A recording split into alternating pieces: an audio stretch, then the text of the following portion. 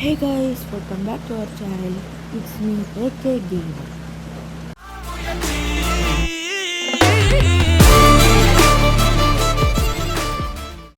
Guys after A long time നമ്മൾ പുതിയ video ആയിട്ട് വന്നിട്ടുണ്ട്. അത്യാവശ്യം ലോങ് ടൈം ആയിട്ടുണ്ട്.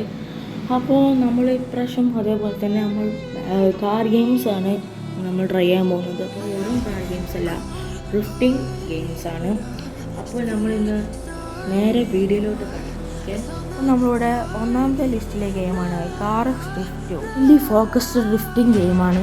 ഇത് ഡ്രിഫ്റ്റിംഗ് അറ്റ് ദ പീക്കാണ് ഈ ഗെയിം. അപ്പോൾ നിങ്ങൾക്ക് മാക്സിമം റേസ് ചെയ്യുക, കാർ മാക്സിമം എത്ര കസ്റ്റമൈസ് അത്രയും കസ്റ്റം ചെയ്യുക, റേസ് ചെയ്യുക. അതാണ് ഇതിൻ്റെ മെയിൻ ഹൈലൈറ്റ് എന്ന് പറയുന്നത്. അതേപോലെ മൾട്ടിപ്ലെയർ കളിക്കുക. അത്യാവശ്യം മോഡ്സ് ഉണ്ട്. നമ്മൾ റിയൽ ലൈഫിൽ എങ്ങനെയാണോ കാറ് മോഡിഫൈ ചെയ്യുന്നത് അതിൻ്റെ അത്ര ലെവലിലാണ് ഇതിൻ്റെ മോഡിഫിക്കേഷനും കാര്യങ്ങളൊക്കെ വരുന്നത്. സൈസ് വരുന്നത് ഏകദേശം 2 GB ആണ്. നമ്മുടെ ലിസ്റ്റിലെ രണ്ടാമത്തെ ഗെയിമാണ് കാർ എക്സ്പ്രസ് 3. അതായത് ഗെയിമിൻ്റെ ഒരു എൻഹാൻസ്ഡ് വേർഷൻ ആണെന്ന് എന്ന് പറയാം. ഇതിൽ കുറച്ചും കൂടി ഗ്രാഫിക്സ് കൂടിയിട്ടുണ്ട്, അതുപോലെ കുറച്ചും കൂടി മാപ്പ് വന്നിട്ടുണ്ട്. അത്രയേ ഉള്ളൂ, അല്ലാതെ വേറെ വ്യത്യാസങ്ങളൊന്നുമില്ല. ഇതിൻ്റെ സൈസ് ഏകദേശം വരുന്നത് ഈ ഗെയിമിൻ്റെ സൈസ് വരുന്നത് ഏകദേശം 1.3 GB ആണ്. ഇപ്പോൾ പ്ലേ സ്റ്റോറിൽ അവൈലബിൾ ആയിട്ടുള്ള ഒരു ഗെയിമാണ്.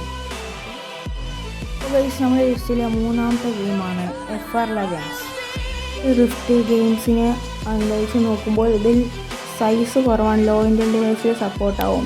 എന്നാൽ അതിനുള്ള ഡീറ്റെയിൽസിന് ഒരു കുറവില്ല. ഒരു പിക്സൽ ടൈപ്പ് ആയിട്ടുള്ള ഡീറ്റെയിലാണ് ഇതിന്.